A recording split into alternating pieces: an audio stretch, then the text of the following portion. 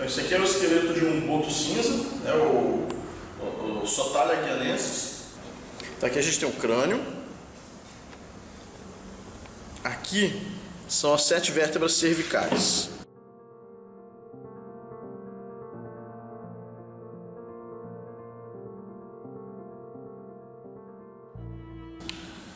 Algumas delas podem estar fusionadas dependendo da idade do animal. Então você vê que os cetáceos eles não têm grande mobilidade no pescoço, né? Em seguida vem as vértebras torácicas. Essas vértebras elas têm uma articulação aqui nesse processo transverso, que é onde vão se inserir as costelas. Quando acaba essa superfície articular no processo transverso, então nós temos as vértebras lombares. Então são as vértebras lombares. Aqui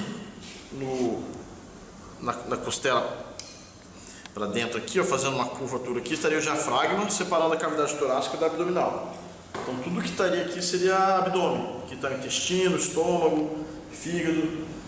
E aí vai afunilando aqui na região caudal até as vértebras caudais, onde os processos espinhoso e transverso vão desaparecendo, até chegar na ponta da cauda.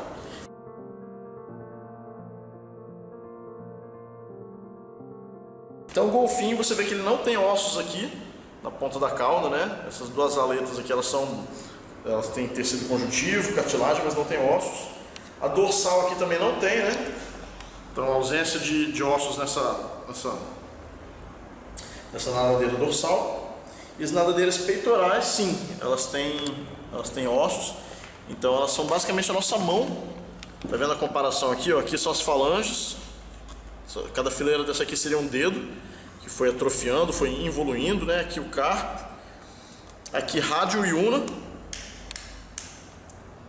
E aqui pequenininho o húmero, que seria essa região análoga aqui. E esse osso aqui seria a escápula. Então os membros anteriores dos cetáceos eles foram evoluindo para virar nadadeiras. E aí aqui nós temos, nesses espaços aqui entre em cima do corpo da vértebra, nesses espaços aqui nós temos o canal medular.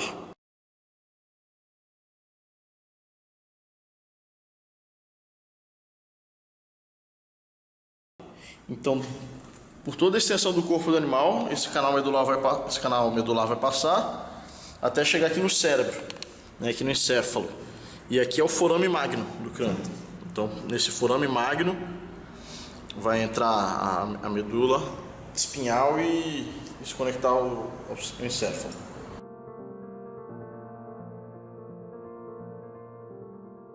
Então aqui no crânio ele está sem os dentes, mas tem os alvéolos dentários. É um animal predador, todos os dentes dele são cônicos, pontudos.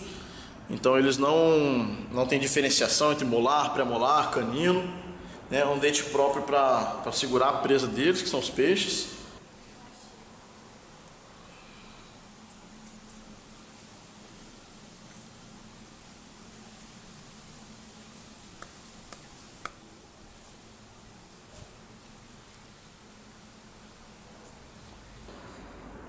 Aqui seria o rosto dele, e nessa região que seria o melão, que é a estrutura responsável pela ecolocalização. Então o melão também, né, não é uma estrutura óssea, então aqui ele está vazio. O melão, essa gordura, ela amplifica o estalido que o animal emite, que gera essas ondas sonoras que ele capta. Então ele funciona como se fosse um sonar. O formato desse melão vai mudar conforme a espécie. Então aqui temos um golfinho nariz de garrafa. Aqui é uma pseudo-orca, né? A pseudo-orca crassidens. Você vê que tem um melão mais avantajado. E aí a gente tem a globicéfala, né? Baleia piloto. É essa aqui. Tem um melão mais avantajado ainda. Mas o formato do crânio, né, da parte óssea, é sempre bastante parecido entre os odontocetos. Então aqui nesses orifícios sai o espiráculo, que é o orifício respiratório, no topo da cabeça. É basicamente a narina, pega um pouco mais de longe o cantor. É basicamente uma narina que foi evoluindo e subindo até ficar aqui no topo da cabeça.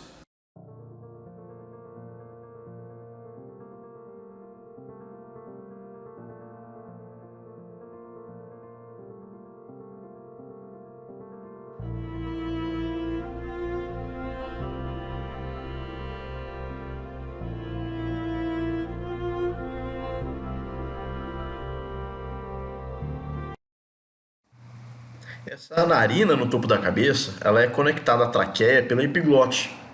Então, ao invés da epiglote estar no assoalho da cavidade oral, ela se estica, né? E ela entra dentro da cabeça, dentro do crânio. E já se conecta à via respiratória superior. Então, é impossível o golfinho engasgar igual a gente, né? Que a gente pode aspirar a água, começar a tossir e engasgar, ter um afogamento. Para o golfinho, não. Entendeu? O alimento ele vai passar por um lado ou pelo outro da epiglote e já vai direto para o esôfago. O crânio deles mesmo é muito grande, muito bem desenvolvido, então tem um encéfalo de grande porte. Os olhos do animal ficariam aqui, ó. Bem aqui ficam os olhos deles localizados. Aqui nós temos a bula timpânica. Então ela fica encaixada bem aqui. E a ecolocalização funciona quando ele emite um som aqui do melão, no ambiente externo, e capta pela gordura da mandíbula. E aí esse som vai ser levado até a bula timpânica pela gordura da mandíbula e já está conectado aqui para o encéfalo, né, para o animal processar o estímulo.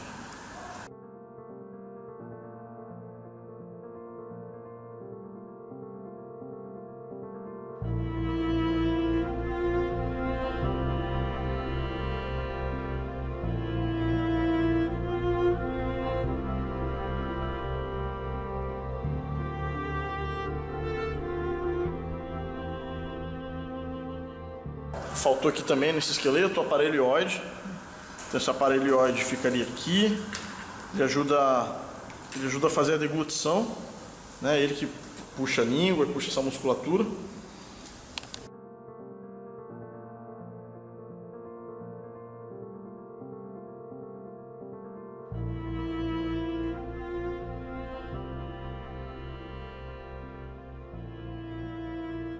Aqui a caixa torácica do animal, ela tem essas esternebras aqui que conectam as costelas até o externo. Chega mais perto aqui, mostrar o externo aqui.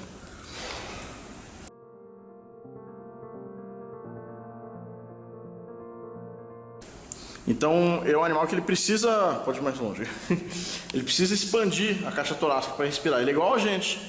Então imagina uma pessoa que ela está deitada no chão com alguma coisa pesada no peito, ela não consegue respirar. É por isso que quando eles estão encalhados, o peso do próprio corpo deles atrapalha eles, prejudica a respirar, deixa eles muito estressados, né? Então ele não evoluiu para sentir o peso do próprio corpo, ele evoluiu para ficar na água.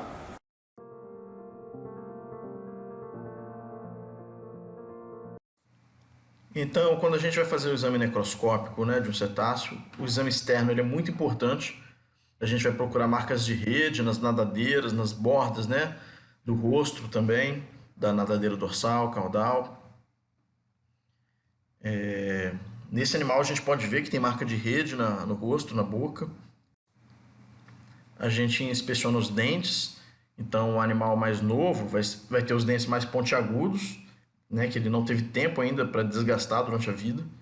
Enquanto um animal mais velho, mais idoso, ele vai ter o dente mais achatado na ponta, que é por causa do desgaste.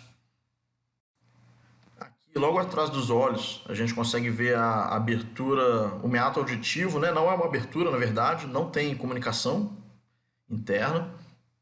E é muito importante sempre detectar o sexo da carcaça que a gente está analisando. Então, lembrando que o períneo dos machos, né, nessa imagem aqui seria o do de cima, ele é mais longo, né? Tem uma distância maior entre o ânus e a fenda genital. O da fêmea, que é a imagem de baixo, eles são quase que conectados juntos, né? O períneo ele é bem curto. E a gente ainda tem essas fendas mamárias também nas laterais.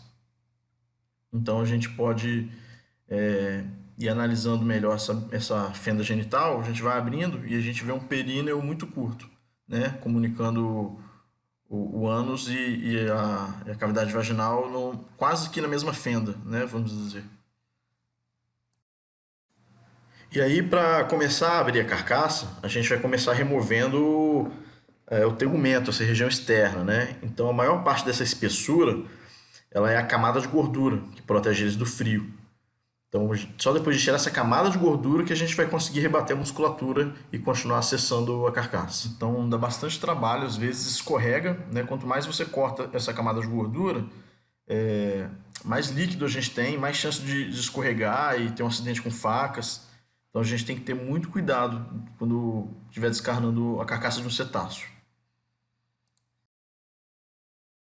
Olha, isso aqui é interessante, ó.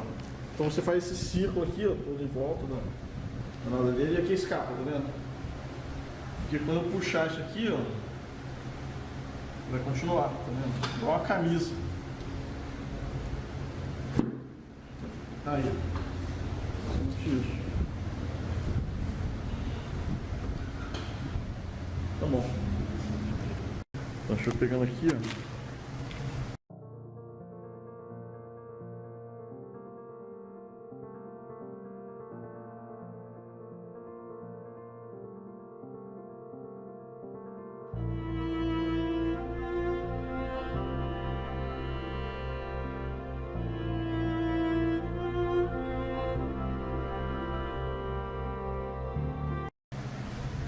E a gente está tirando os intestinos.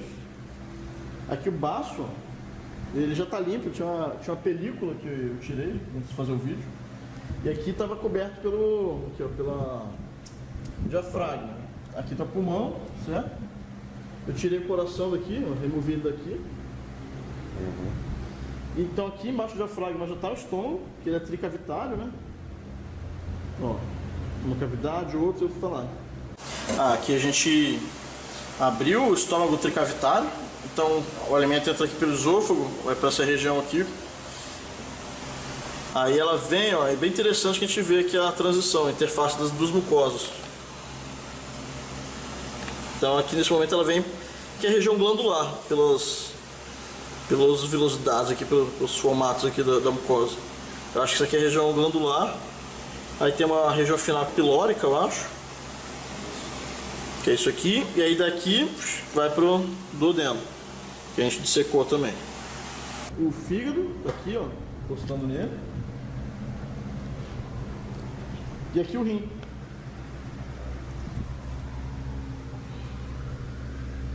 Aqui ele é multilobado, e aqui já está indo pro reto, né, o cólon indo pro reto aqui.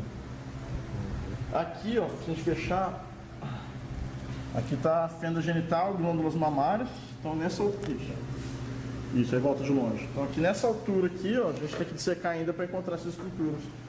E se você pegar um pouco de longe, para a gente ver a posição em relação à ladeira dorsal, ao rim, onde é que está também o baço estaria na inserção anterior aqui, da ladeira dorsal.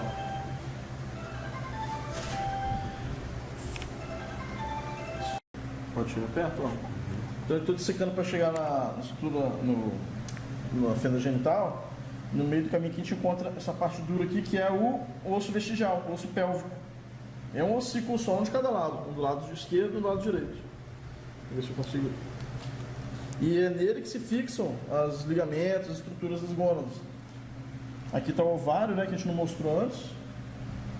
Certinho, o útero, vai bater ali na genital, tá bom? Não, vamos tirar aqui, ó. Aqui, ó. Aqui, ó. Depois que limpar, vai ver que é um ossinho, o osso pélvico vestigial. Agora não dá pra ver que tem um monte de músculo e carne, né? Então, ó, a gente vai secando aqui pra ver até onde vai. Aqui. Então o cólon aqui, o reto vai pra fenda anal, tá chegando já. E aqui é a fenda genital, já tá aqui, a gente tá em cima dela. Exatamente o osso pélvico, então ele fica em cima da fenda genital. Isso aqui. Aqui meu dedo tá aqui. Aqui é o canal vaginal.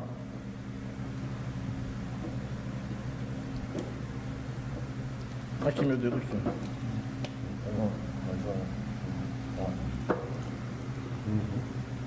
O útero, né, os cornos. Aqui é a bexiga. Ela é bem alongada, né? É bem alongado, é bem aderido aqui. Vai. E aqui nesse outro canal aqui é o canal vaginal. Então, a pinça tá vendo? Ela vem para esse lado aqui. Se a gente virar aqui, ó. Ela vem pra cá. Tá aqui nós. É CF aqui, né? Vem aqui. Tá bem redondinho. A gente não tem vídeo, então eu vou mostrando fotografias das gônadas de um macho, né? A gente consegue ver logo atrás dos rins os testículos com o epidídimo. E aí quando eles vão se aproximando das fendas, né, da fenda genital, a gente tem a bexiga e tem a chegada também do reto com o seco, né, ainda no final. E aí aqui tem o pênis, e aí a gente pode remover todo o conjunto também, né, e colocar na mesa para ver as partes. Então aí tá os rins, né, a bexiga, e separados os testículos e o pênis. Então essas estruturas todas elas vão se aproximando, né, como um vértice ao se aproximar da fenda genital. E pela palpação a gente pode saber também se o golfinho é macho ou fêmea. Então, se você está com um animal vivo na praia, você não tem como ficar olhando, né? Se ele já está na água também, você pode palpar e colocar um dedo, e se essa fenda levar o seu dedo para trás, né, para a direção da cauda, então provavelmente é um macho, né? Porque dessa fenda genital que está indo para trás vai sair o pênis. É como se fosse um corredor para ele sair, quando ele for exposto, né? E se essa cavidade te levar para frente, em direção à cabeça, né, cranial, então provavelmente o animal é fêmea, né? Porque, inclusive, quando eles estiverem fazendo a cópula, eles vão ficar encostados, né, de ventre com ventre, e aí justamente o canal que o pênis vai precisar entrar, no sentido cranial, né, para fazer a função dele. Então agora vamos acompanhar algumas imagens de tomografia, né, computadorizada de carcaças de cetáceos, né, odontocetos. Aqui a gente pode ver então o esqueleto, que a gente já comentou anteriormente, e nesse corte aqui, ó, bem na altura das nadadeiras da escápula, a gente consegue ver os pulmões, são essas áreas pretas aqui dentro da carcaça. A gente consegue ver, né, as costelas, a vértebra torácica, e olha só a espessura da camada de gordura, e olha só o volume dessa musculatura epaxial. Então essa musculatura ela vai desde a nuca do animal até a ponta da cauda, percorrendo todo o dorso. Então esse animal tem a propulsão por esse movimento de ondulação do próprio corpo, e tem essa musculatura muito forte. Então se um golfinho começa a ter espasmos com a cauda e acerta uma pessoa, ele também pode causar ferimentos sérios, mesmo que sem querer, né? Mesmo que não intencionalmente. Então, com esses recursos todos que ele tem para manter a própria temperatura corporal, né, a gente vê que ele é como se fosse uma garrafinha térmica. Então, como é que ele vai fazer para resfriar o cérebro, né, caso ele esteja encalhado na praia? A tendência dos animais é manter o cérebro resfriado, né? Por isso que a maioria tem pescoços. E o golfinho não, ele praticamente não tem um pescoço desenvolvido. Então você olha só, todos esses trechos roxos, né, rosas, nessa imagem, são um aparelho respiratório.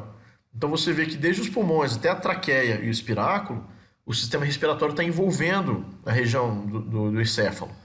Então quando esse animal encalha, a frequência respiratória vai nos indicar se ele está em situação de estresse, né, ou de desconforto térmico. Se o animal estiver tendendo para a hipertermia, né, se ele estiver com muito calor, a frequência respiratória dele vai aumentar. Então, essa frequência respiratória aumentando, aumenta a circulação de ar, né, e ajuda a refrigerar a região encefálica.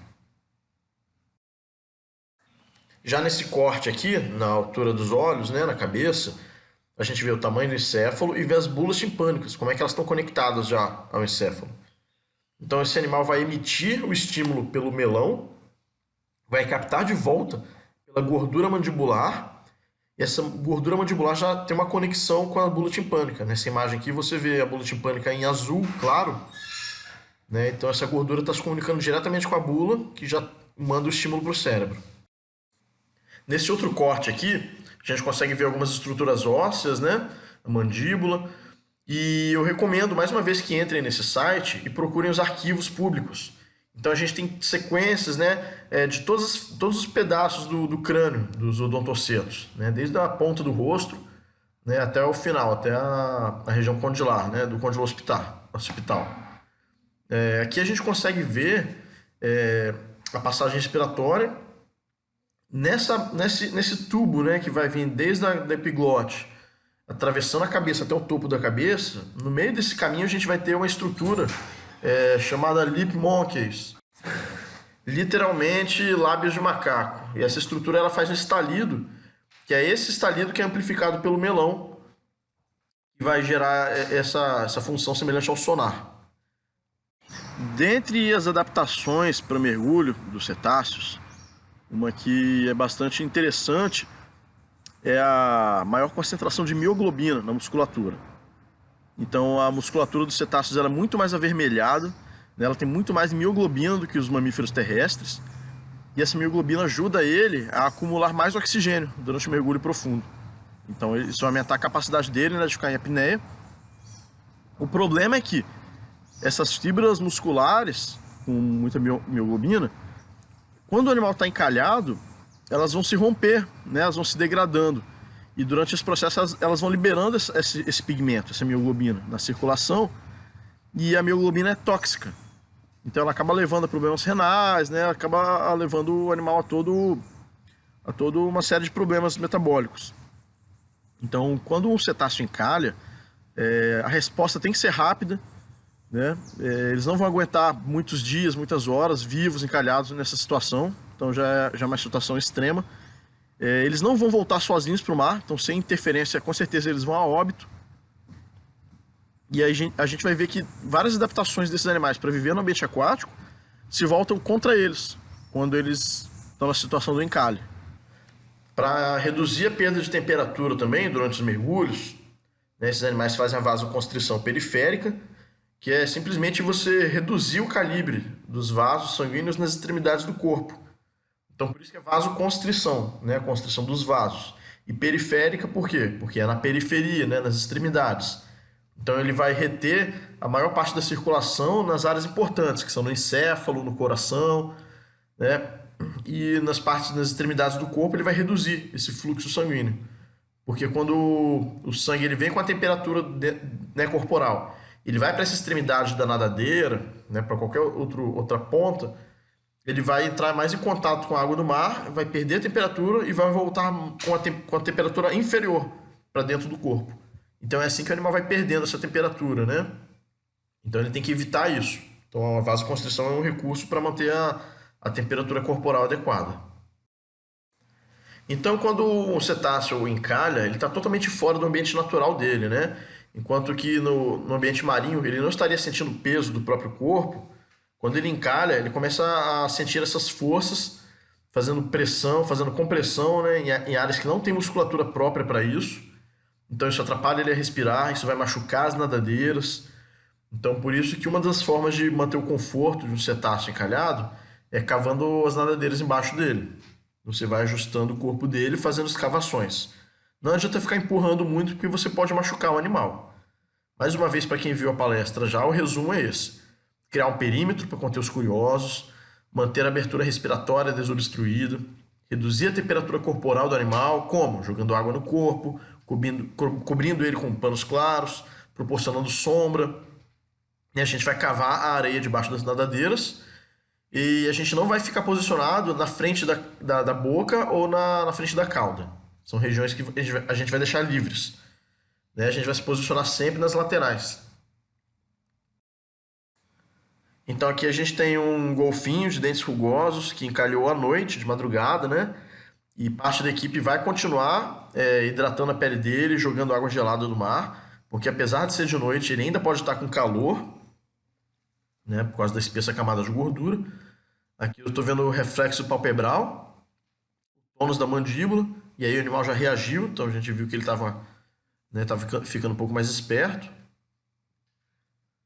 A gente fez uma hidratação no animal ainda encalhado, porque ele já estava há algum tempo ali antes da gente chegar. e a gente não sabia quanto tempo ia levar até alojar ele no lugar adequado para poder fazer medicamentos e hidratações. Então aí mesmo, nele encalhado nessa piscininha, a gente deu um determinado volume de solução fisiológica, né, para hidratar ele. E o mar estava de ressaca nesse dia, então a gente não podia voltar com ele para a água. Nosso objetivo é tirar o animal de terra sempre e levar para a água o mais rápido possível. Mas a água numa situação controlada, né? Numa situação que não gere riscos para a equipe, nem para o golfinho. Então a gente não tinha essa possibilidade. Nesse dia, a gente teve que colocar ele no veículo e transferir por vários quilômetros até uma enseada. Aqui é um exercício simulado, né? Usando um boneco inflável. Então a equipe está fazendo as medidas importantes para aumentar o conforto do animal, né? Para reduzir o estresse. E que no caso está cavando embaixo das nadadeiras. E outra técnica tá proporcionando sombra, né? Além de ter coberto com os panos claros. Aqui eu estou reproduzindo a estrutura da padiola, então é uma lona com 2 buracos para as nadadeiras. Tem que ter um suporte, né, para as pessoas carregarem. A gente vai colocar o animal nessa lona através da técnica do rolamento. Então a gente não pode levantar nunca esse animal para colocar na lona. A gente vai rolando ele para que a gente não gere lesões na coluna.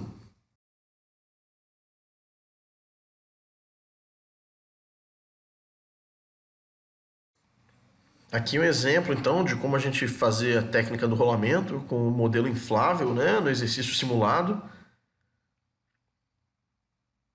A gente tem que calcular onde é que a nadadeira dele vai cair quando a gente destombar ele, né?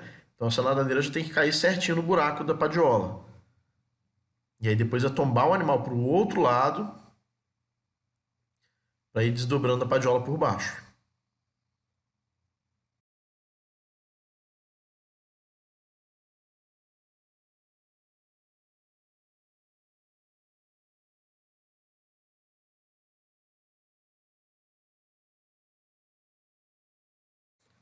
O nosso objetivo é sempre levar esse animal para uma enseada, ou para uma piscina, um lugar com águas calmas, né?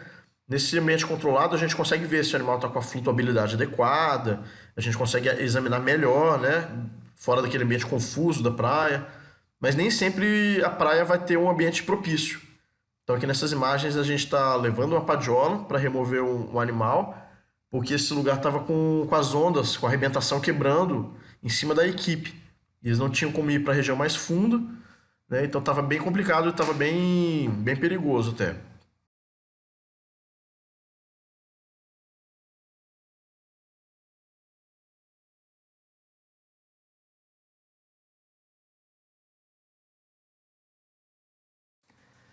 Quando for transportar o animal em uma padiola, a gente sempre vai fazendo o mesmo sentido da cabeça dele, como se ele estivesse indo para frente.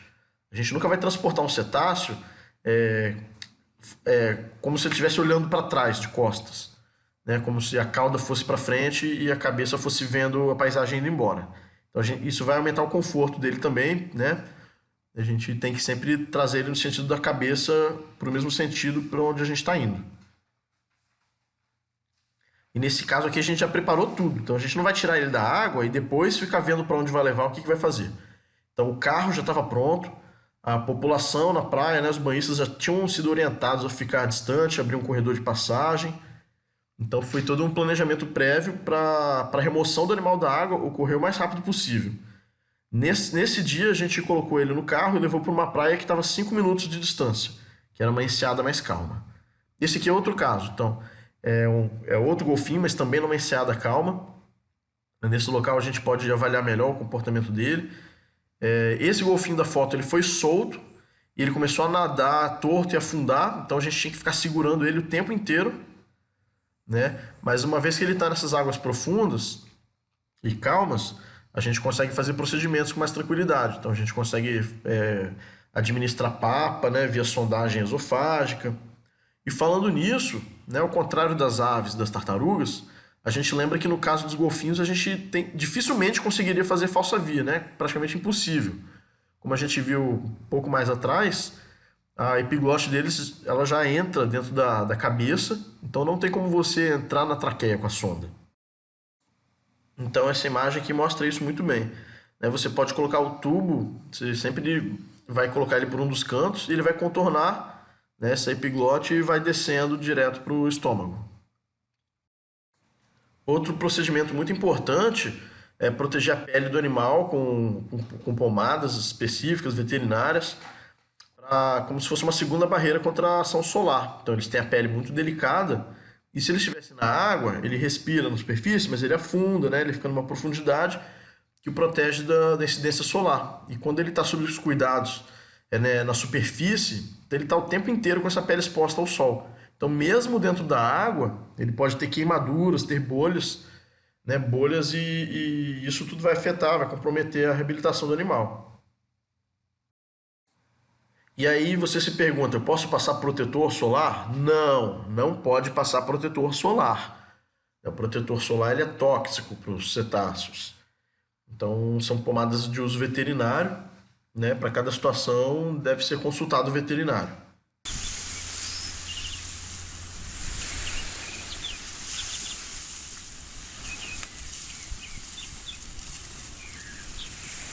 Bem, pessoal, a gente vai hoje falar um pouco sobre resgate e reabilitação de pinnípedes.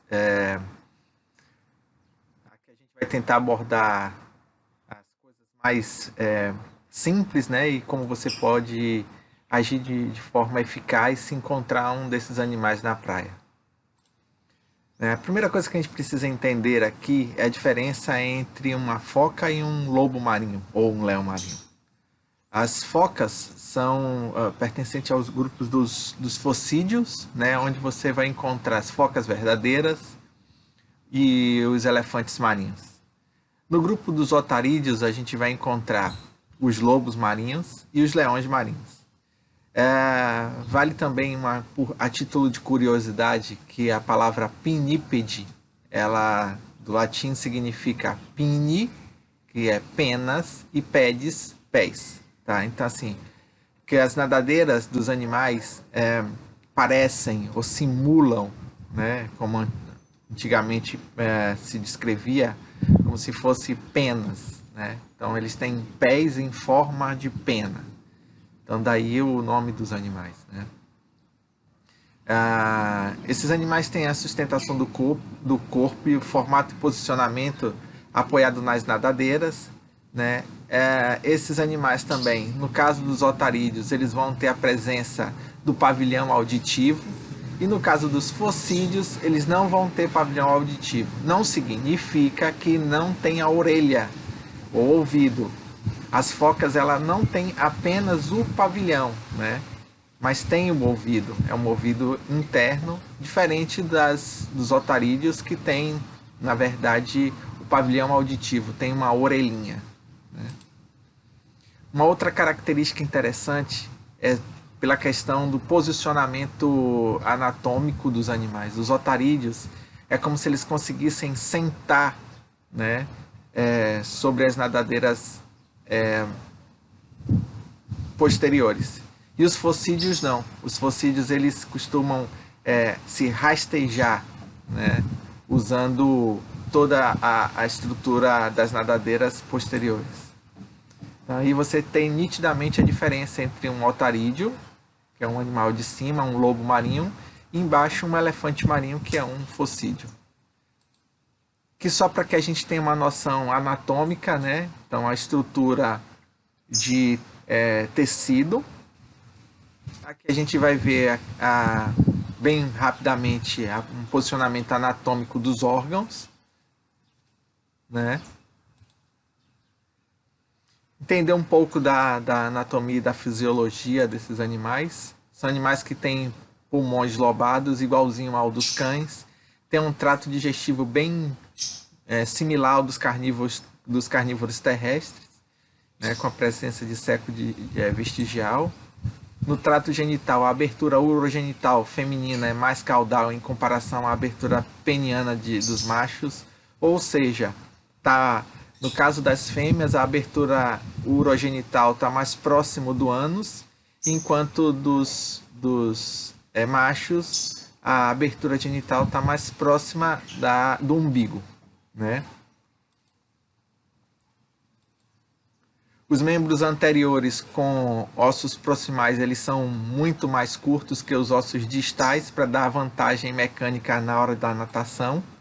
Tem presença de plexos arteriovenosos para termorregular, isso é muito importante para esses animais no processo de termorregulação.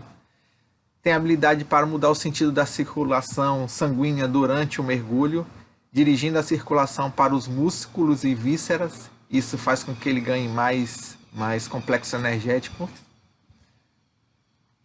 Então, como eu expliquei anterior, você vê aí, né, na imagem, na terceira imagem, a presença da abertura genital próxima do ânus, que é bem característico de fêmeas, né? Então, os testículos, eles, nos otarídeos, eles têm uma estrutura de saco escrotal, né? E quando ficam adultos, os testículos eles se posicionam dentro do saco escrotal. Já nos focídeos e nas morsas, os testículos são internos. Eles têm implantação tardia, é muito comum, né, dos testículos, e tendência a valores mais elevados de glicose no sangue também.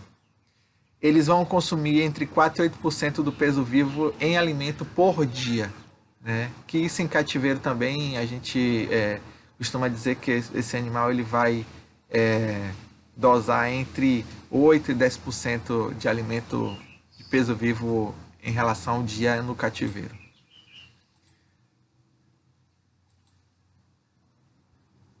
A gente já falou das questões da orelha externa, tem vibríceas bem robustas e algumas espécies bem largas, tem uma capa de gordura relativamente fina, né? Que a função desse pelo, na verdade, é a proteção do frio. Os machos são dimórficos, sexualmente maiores, né? Então é bem comum que todos os pinípedes, eles façam esse tipo de termorregulação, que é ou joga água ou joga areia sobre o corpo para poder termorregular, tá? Como os animais vêm aparecer aqui no Brasil, já que não é uma área de ocorrência permanente desses animais, né? No sul você tem colônias de descanso e possíveis colônias reprodutivas, mas não é uma área de ocorrência. Então, eles aparecem no Brasil devido às correntes marinhas, né? E que acabam trazendo os animais mais debilitados ou os animais mais jovens que fazem a primeira rota migratória para as nossas costas, para a nossa costa, na verdade, para a costa brasileira. E aí, além disso, a gente tem uma série de outros fatores antrópicos que podem, na verdade, propiciar a ocorrência desses animais nas praias. São as interações com a pesca e animais oleados, né? Então, áreas onde tem portos, isso é bem comum. Então, essa estrutura é na Argentina, essas imagens são na Argentina, onde você vê a presença de muito lixo, numa área que é uma área de colônia de leões marinhos. O que é o encalhe? Nos casos em que a gente vai envolver pinípedes em área de ocorrência natural da espécie, o simples fato do animal aparecer na praia não é classificado como encalhe. Mas todo pinípede encontrado em outras áreas, em áreas que não são áreas de ocorrência ou áreas como o Nordeste, que não é muito comum aparecer esses animais, ele deve ser tratado como um animal encalhado, porque eles sobem, né, saem da água, sobem a faixa de areia para descansar, mas muitos deles não conseguem retornar pelo fato da exaustão, então acabam, e por estarem muito magros e tal. Então, esse fato a gente costuma classificar em situações como essa como um animal encalhado. Quais os procedimentos específicos que a gente tem que adotar no caso de um pinípede? A gente tem que, primeiro ponto, entender que eles são animais agressivos, que mordem e que podem atacar com facilidade. E, principalmente, se esse animal se sentir ameaçado, ele vai esboçar uma característica bem comum de mostrar a dentição, né?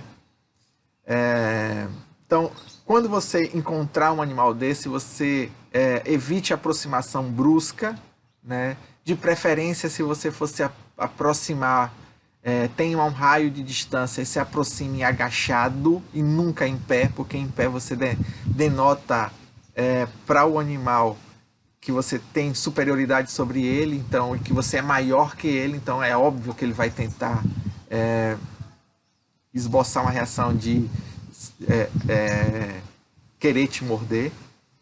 Então, assim, eu recomendo sempre que evite aproximação, né?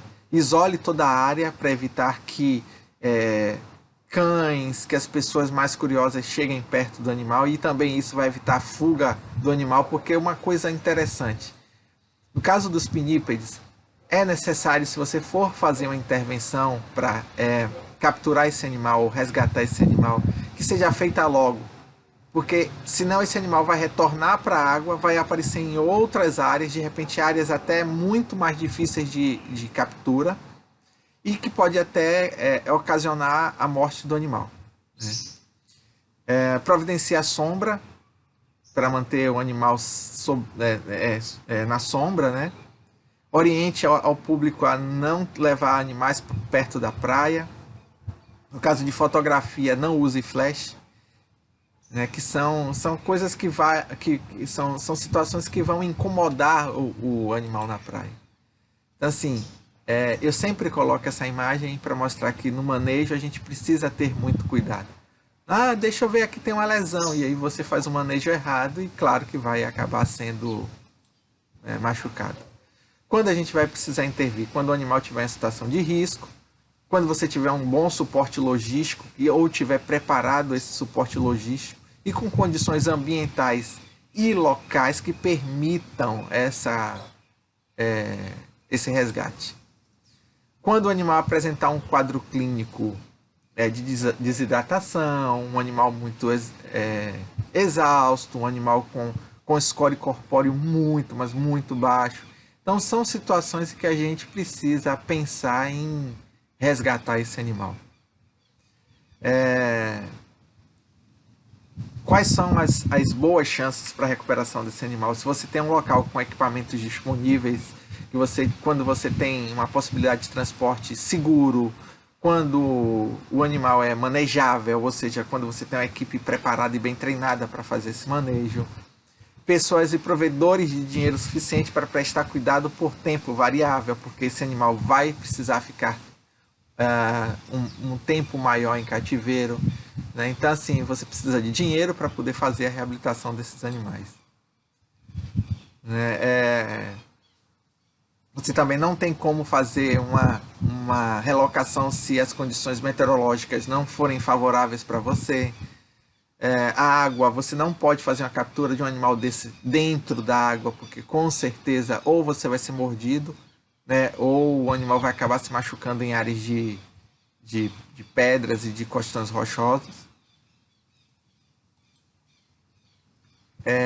Quando você for manejar, a gente orienta sempre que você faça o manejo utilizando escudos.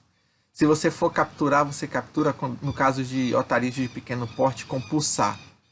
No caso de animais grandes, você usa rede. O uso do cambão, eu só recomendo para aquelas pessoas que têm habilidade e sabem e conhecem a anatomia do animal.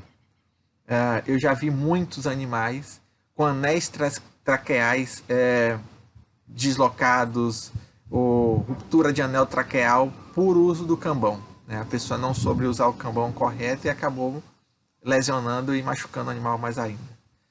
Uma outra ferramenta, quando você tem um veterinário na equipe que conheça fazer a contenção química, que é com o uso de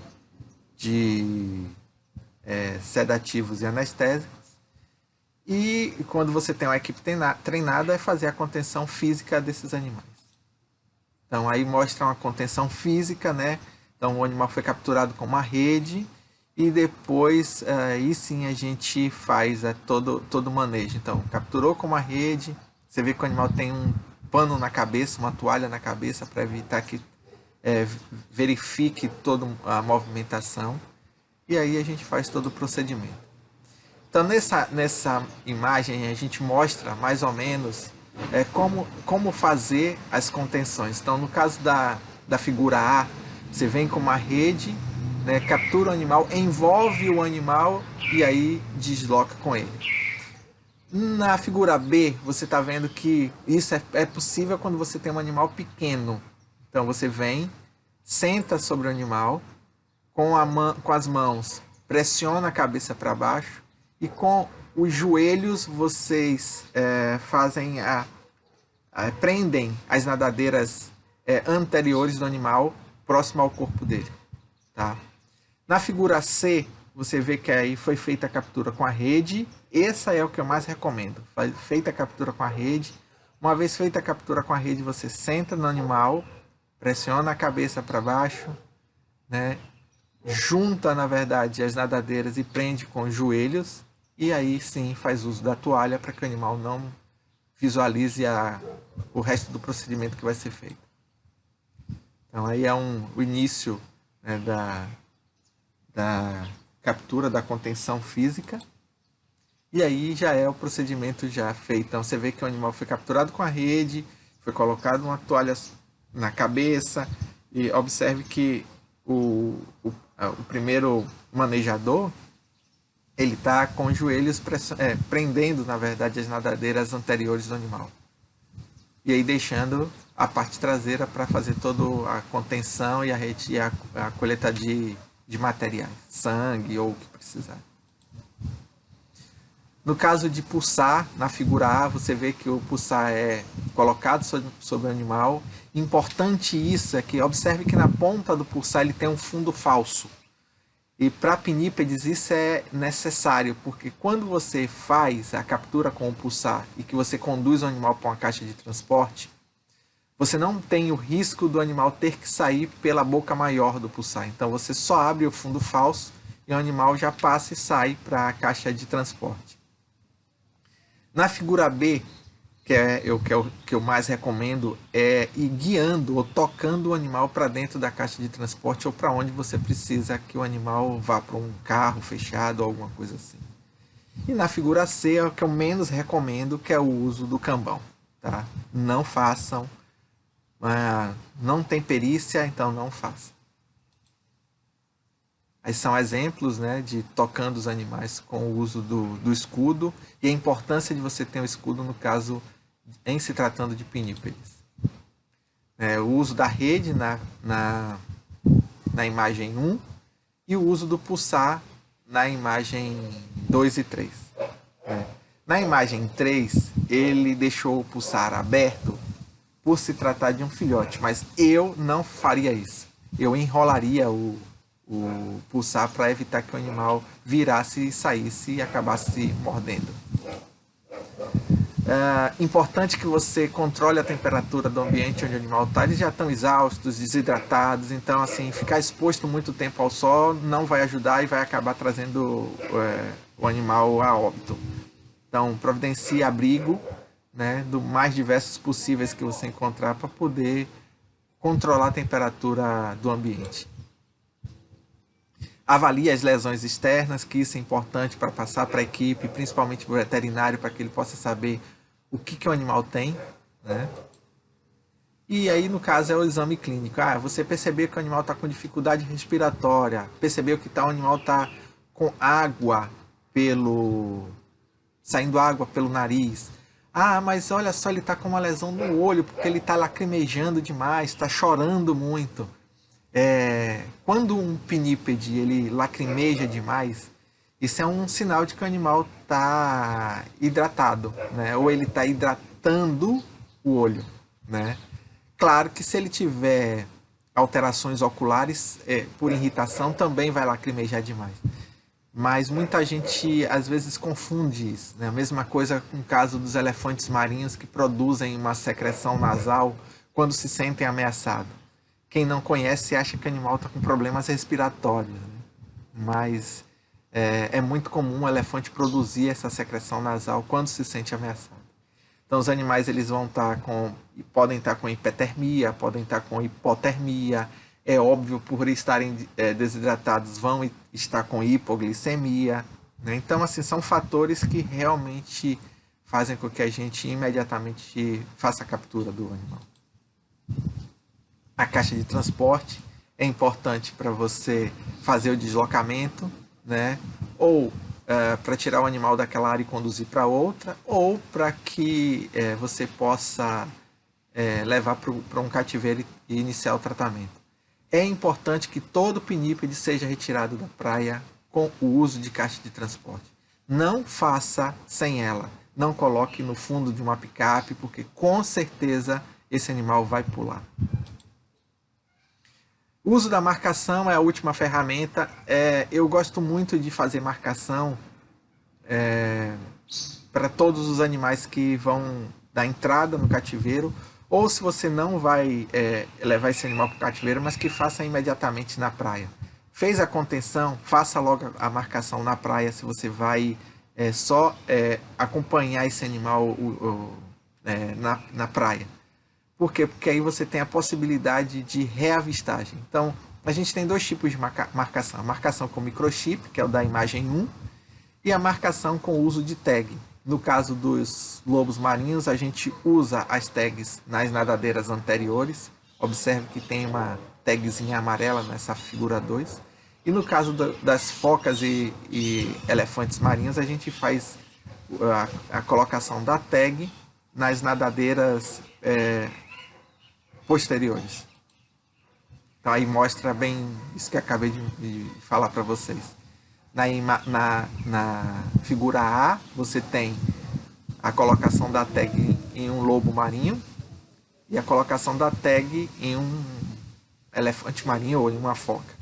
Você também pode marcar, como tem na figura B, fazendo uso de descolorantes para cabelo, né? Então você pode colocar marca, pode colocar número, letra, ou você faz o uso da marcação por satélite, que isso é a melhor ferramenta de todas, né?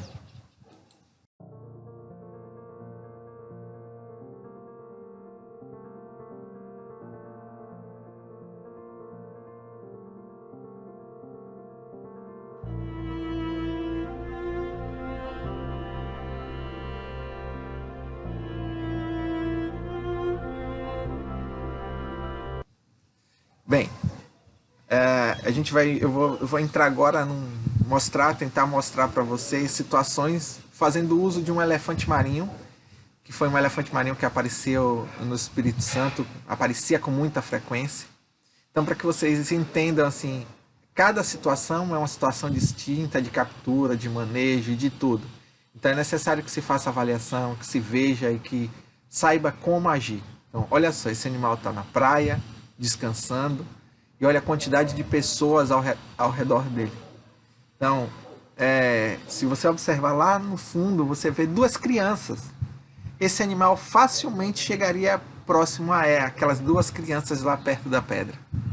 Então, assim, é necessário afastar os curiosos. Pinípedes mordem, né? Então, assim, não deixem de fazer o uso da educação ambiental em situações como essa.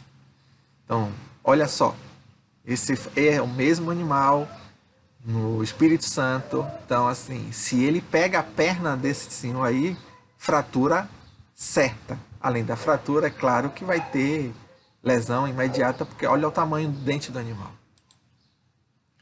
Tem situações que o animal também sofre risco, né? Sofre risco de embarcações acabar lesionando e machucando muito o animal.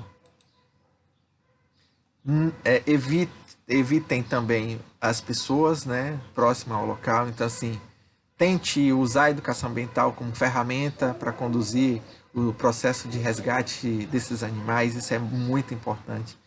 Porque, assim, não adianta, assim, essa imagem diz tudo, né? Uma aguinha para um animal desse tamanho não vai ser nada. Se ele estiver com calor, ele vai ali na água, toma um banho e volta. Ele não quer.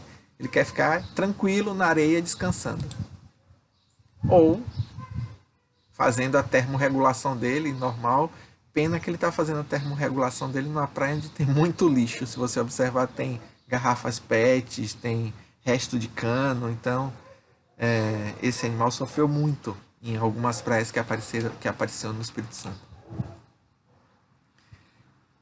Observe que tem uma pessoa com um cão, então assim, para esse cachorrinho pular do braço dessa senhora e chegar até o animal ali é rapidinho. Ou ele morder o elefante marinho, ou provavelmente o elefante marinho vai morder ele, vai machucar muito. Então, afaste o máximo que possível as pessoas com cães da área de ocorrência. Tá, então, essa é uma imagem característica, é um animal que está bem, que está tranquilo, com água, se tiver com calor, toma um banho. E se tiver com frio e quiser descansar, vem para a areia e vai fazer a sua termorregulação. Então mantenha a distância de no mínimo 10 metros. Não joga água, não joga areia. Evitar animais domésticos próximos. E procurar se o animal tem ferimentos, se está com perda de peso, com secreções distintas, né? Isole a área, que é importantíssimo. Olha só, você tem uma linha de isolamento onde o animal vai estar tranquilo, né? E assim, essa é uma situação bem característica, né? Que o Fred, como ele era chamado, ele subia essa rampa e chegava até a próximo da área onde os carros passavam. Então tinha situações que tinham até que isolar a área para que os carros não chegassem próximo dele. Você vê a característica do animal, né? Ele está extremamente agressivo, né? Você vê que nos casos dos elefantes marinhos, dos machos, tem a tromba infla rapidinho, né? Então você vê que é um animal que mostrou o dente, inflou a tromba, significa sai fora porque eu vou te pegar. Então assim, o uso do escudo, mais uma vez, né, para evitar que o animal acesse áreas que vai até ocasionar a morte do animal ou causar outros danos. Assim. Tem um caso que eu sempre conto de um elefante marinho que a gente estava acompanhando no sul da Bahia. Esse animal ele acessou uma peixaria, ele é um animal que tinha mais de 1 tonelada. Ele chegou numa área onde era uma área de peixaria, ele assim, forçou a porta com o peso dele da peixaria, derrubou o freezer e comeu os peixes que estavam dentro do freezer da peixaria. Então, assim, acabou, depois saiu fora e a gente não pôde fazer nada, só depois pagar o prejuízo do peixe, da porta e do freezer que ele destruiu todo. Isso é só para mostrar uma imagem, né, da questão do crânio desses animais, assim, a capacidade de crânio, e observe a conformação das vértebras, né, do pescoço do animal. Olha só como forma um S, que ele consegue projetar a cabeça de uma forma que chega bem próximo. Né? Então, olha, essa imagem já diz isso aí. Né? É importante que você tenha formas de abordar, a questão que eu falei para vocês é o uso da educação ambiental, como você se aproximar do animal. Então, observe que o técnico está fotografando, o animal percebeu a presença dele, então em um outro momento ele já se retirou e respeitou o que o animal estava dizendo para ele, sai fora porque eu quero descansar, tá tudo bem, não tenho nada. Essa é uma secreção comum, né? Então, os elefantes marinhos produzem essa secreção nasal. Aí, claro, isso vai da avaliação de cada médico veterinário, porque a depender da coloração dessa secreção, ela vai denotar alguma coisa. Mas não significa que toda vez que ele produzir essa secreção é um animal que está doente, tá certo? Então, aí nesse caso, o técnico ele vai usar a ferramenta de coleta. Então, sem precisar conter o animal, né? Então, é necessário conhecer o comportamento, aguardar quando o animal estiver realmente mais tranquilo para fazer o procedimento. Isso tudo deve ser muito bem planejado. O técnico nessa imagem mostra se aproximando e fazendo a coleta do material e se distanciando, e o animal já esboçando características de agressividade. Essa outra imagem mostra uma lesão, um trauma que o animal teve, e que também pode ser tratado sem a contenção. Então você vê que era um furo, e esse furo já com moscas pousando, né? Então isso com certeza iria dar miase no animal, né? Que a gente chama de bicheira, né? E então nesse caso você poderia fazer o tratamento tópico sem precisar conter o animal, né? Um animal grande, porque um animal pequeno você pode fazer a contenção e fazer o tratamento com mais profundidade. Nessa imagem é possível a gente verificar o avanço da cicatrização. Então, 27 de abril, onde a lesão estava bem mais evidente, até o dia 3 de maio, você vê que o ferimento já praticamente foi feito sem precisar que o animal fosse capturado, né? E foi feito com tratamento tópico e acompanhamento.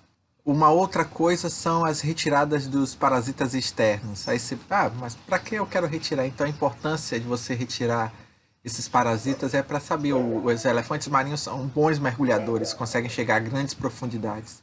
E esses parasitas, eles vão demonstrar as áreas que esses animais estavam frequentando. Então também tem uma importância de ocupação, né, desse indivíduo durante o deslocamento dele.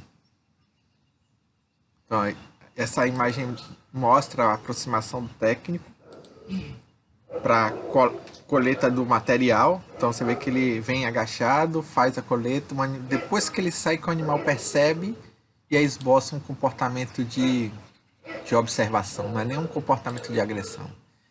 Então aí essa imagem demonstra o parasita externo que foi coletado. Essa é uma outra forma de você estimar o tamanho do animal, e aí obviamente a gente consegue chegar com o tamanho num possível peso do animal.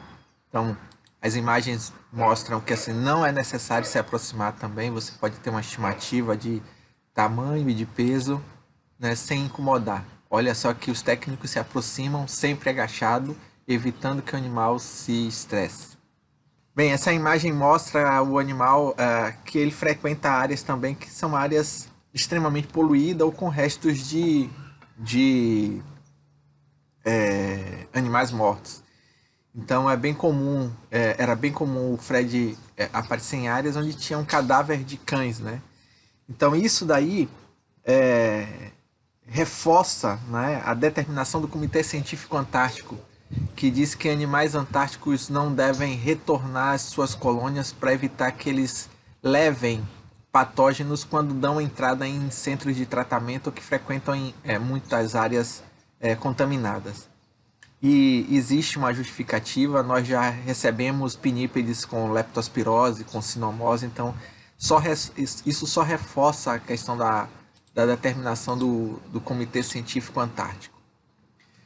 Como se sabia que era o Fred em todas essas situações? Pelas marcas naturais que ele tinha. Então, observe que desde 2003 até 2017 as marcas são as mesmas, sem modificações, né?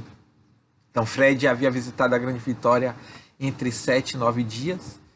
E em 2016 foi diferente porque ele iniciou a muda e acabou ficando 36 dias seguidos na Grande Vitória. Então, os elefantes marinhos, os focídeos, eles trocam de pele, sai a pele e o pelo. Você vê que a parte mais esbranquiçada, um cinza mais esbranquiçado, é a pele e o pelo saindo. E aí, por fim, fica esse cinza mais escuro, mais encorpado, né? Já os otarídeos, eles trocam de pelo, o pelo cai, né? Então, essa é uma outra característica até importante.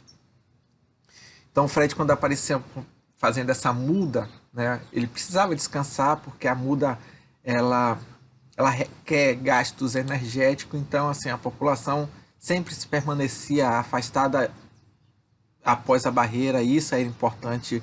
Mais uma vez eu digo, o uso da ferramenta da educação ambiental como é importante nas situações com os mamíferos aquáticos, né?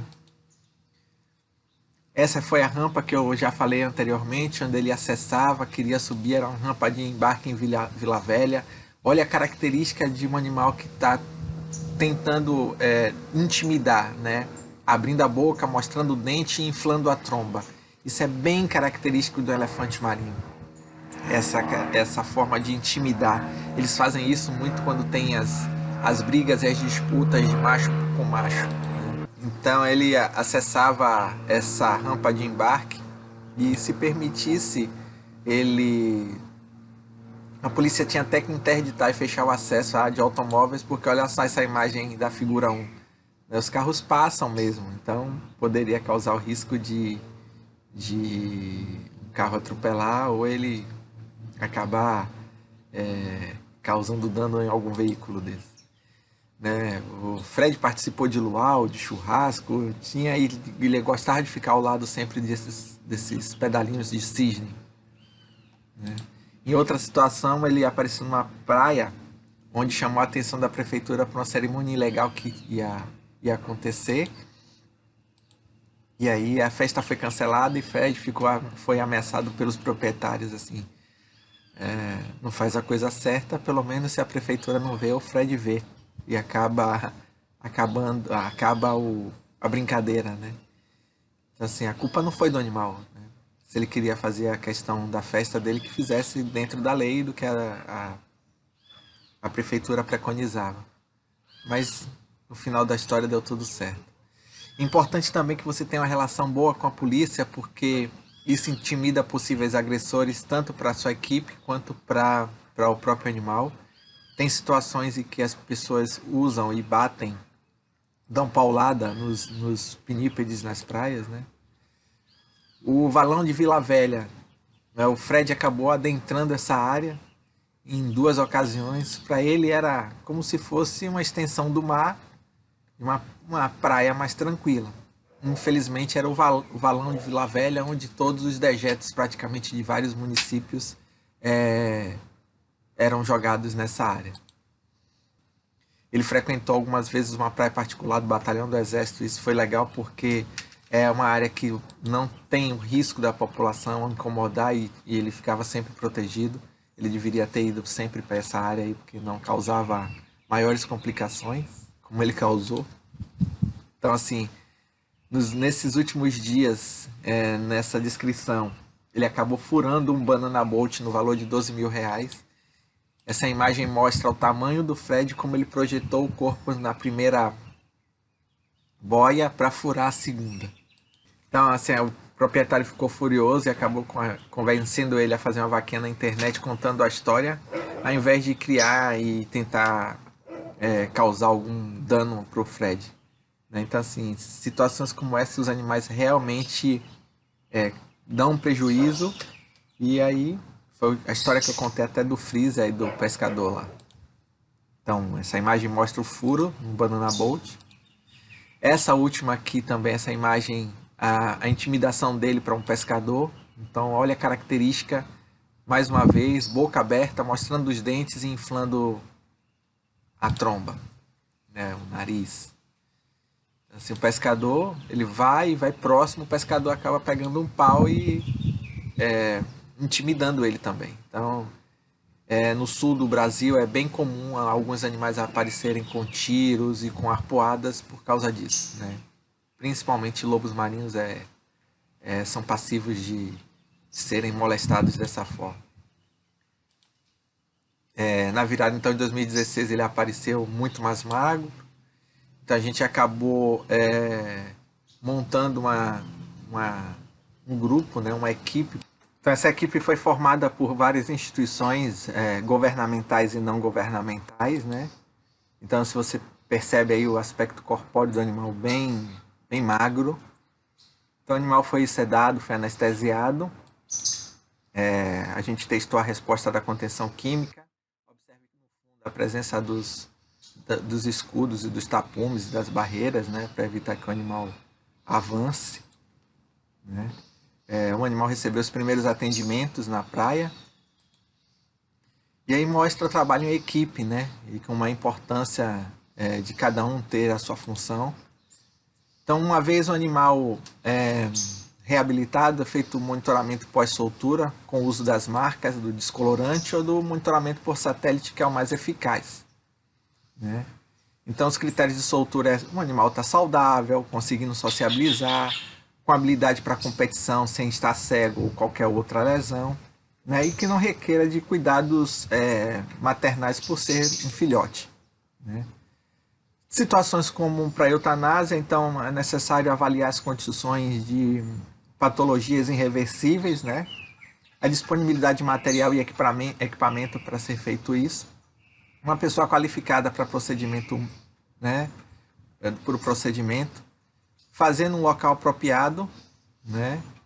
Se o resgate for impossível, então a gente proceder. Ou se o animal se frequentemente reencalhar, então essas são as opções para a eutanásia. A gente precisa ter cuidado com a questão de saúde, né? Saúde pública e zoonose. Então, é muito comum os animais morderem, então eu recomendo que não trate a ferida com a mordida, né? Não façam sutura, trate como ferida aberta, para evitar uma contaminação. Então é isso, eu espero que tenha passado um pouco para vocês de como fazer e como proceder nesses casos, que são os casos de resgate e reabilitação de pinípedes. Espero que tenha passado um pouco do conhecimento e estou à disposição de vocês. Obrigado.